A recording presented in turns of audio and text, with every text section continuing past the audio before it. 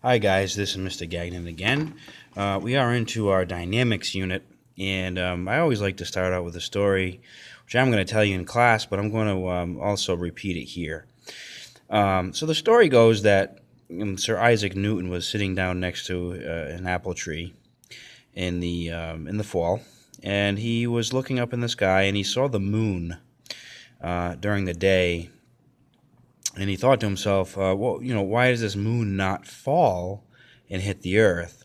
And so at that point, he came up with his idea that gravity had to be balanced out by some other force to keep the moon from hitting the Earth. So his conclusion was that the moon is falling. Yeah, it is.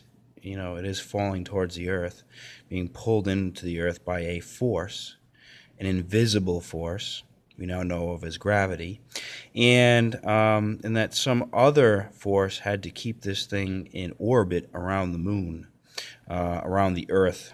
I'm sorry, around the Earth. So here's what we're going to look at.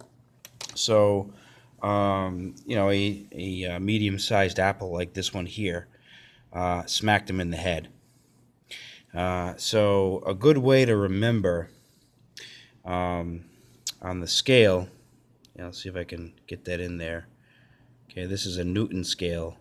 If I pull down on the spring, it shows me how many newtons this is.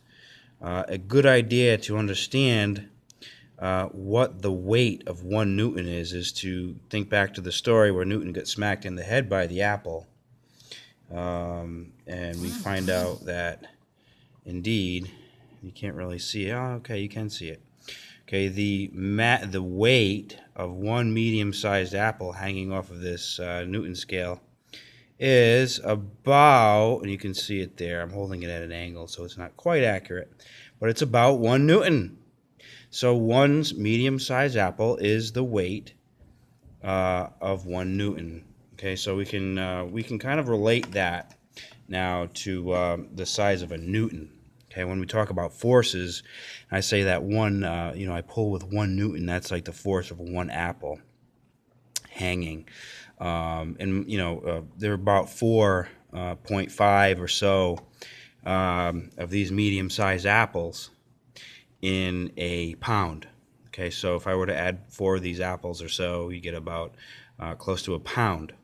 So we can make that conversion, and we're going to be looking at that. I just thought it was a cool coincidence that an apple tends to weigh about a newton.